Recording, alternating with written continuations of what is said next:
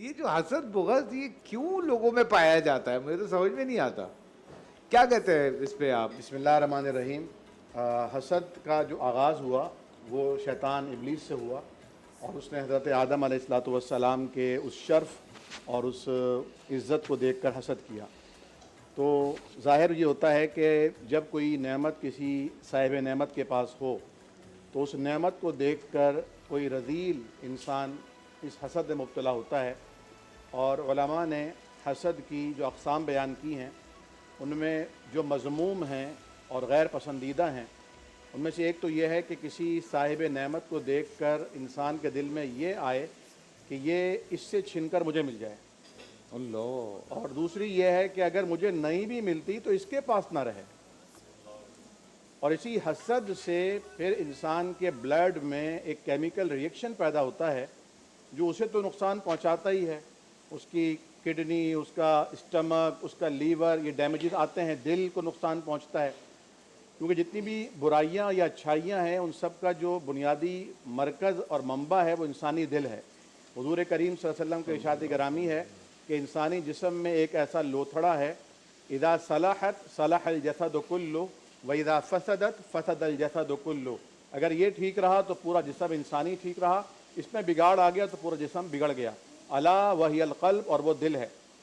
تو دل کی صفائی اور دل کی ستھرائی ضروری ہے. قرآن کریم فرقان میں نے فرمایا وَنَفْسٍ وَمَا سَوَّاهَا فَأَلْهَمَهَا فُجُورَهَا وَتَقْوَاهَا قَدْ أَفْلَحَ مَنْ زَكَّاهَا وَقَدْ خَابَ مَنْ دَسَّاهَا. یعنی نفس کی قسم کھا کے اللہ فرماتا ہے کہ ہم نے انسان کو الہام کیا ہے اچھائی کا بھی اور برائی کا بھی. یعنی اسے یہ تمیز ہے کہ یہ اچھا ہے اور یہ برا ہے. لیکن خوش نصیب ہوتا ہے وہ جو اپنے نفس کو پاکیزہ کر لیتا ہے، اور بدنصیب ہوتا ہے وہ جو عارضی خواہش، عارضی عہدے، عارضی تمنا کے لیے عارضی چیزوں کی خواہش میں اپنے نفس کو برباد کر لیتا ہے. تو حضرت آدم علیہ السلام کے دو بیٹوں کا حسد بھی قرآن کریم نے بیان کیا کہ جس طرح ان دونوں نے حسد، ایک نے حسد کا شکار ہو کر قابیل نے حابیل کو قتل کر دیا. اور حابیل نے کہا تھا کہ اگر میں چاہوں تو بدلہ لے سکتا ہوں اور روک بھی سکتا ہوں، لیکن میں نہیں کروں گا کیونکہ میں چاہتا ہوں کہ میرا اور تیرا دونوں کا جو وبال ہے وہ ایک ہی گردن کے اوپر ہو. تو اب ایک حدیث شریف آتی ہے کہ کل ذی نعمت محسود، ہر صاحب نعمت سے حسد کیا جاتا ہے. اور امام غزالی یا امام اوزاعی رحمہ اللہ سے ایک منقول قول ہے، اور باتیں ہیں کہ ہر ایک حسد کرتا ہے. حسد ہر انسانی طبیعت میں ہوتا ہے.